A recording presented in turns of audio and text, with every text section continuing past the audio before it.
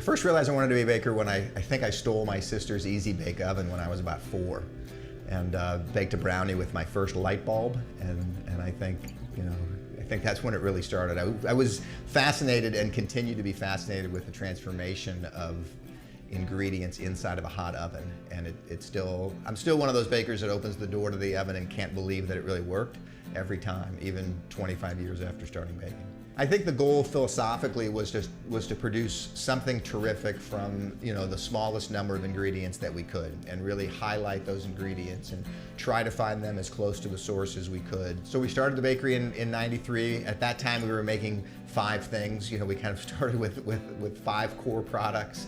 And then really kind of grew the business, taking advice from my grandfather, who had always told me, if you listen to your customer, you know, and keep your mouth shut, they'll tell you how to be successful. And so we would go to a restaurateur and say, hey, we really appreciate the fact you're buying our baguette or our sourdough as table bread. What else do you need? And they'd say, we need we need a nice hamburger bun for lunch. We need a soft dinner roll for a banquet that we're doing. And so we expanded the product mix from those 5 core products. We produce now about 300 different products. As our business has grown, sandwich breads have become a big part of what we do, and kind of those American style soft sandwich breads are a big piece of it. So honey wheat is probably one of the most popular breads that we make here, as it relates to a lot of the food service establishments that we sell. So they may use baguettes or sourdough breads on the table, but they're all doing really nice breads for lunch or for sandwiches. We sell a lot of hospitals and schools and different institutions, and they need softer sandwich breads, and honey is it does a terrific job. It creates a really interesting flavor for us in those breads. It pairs well with whole wheat.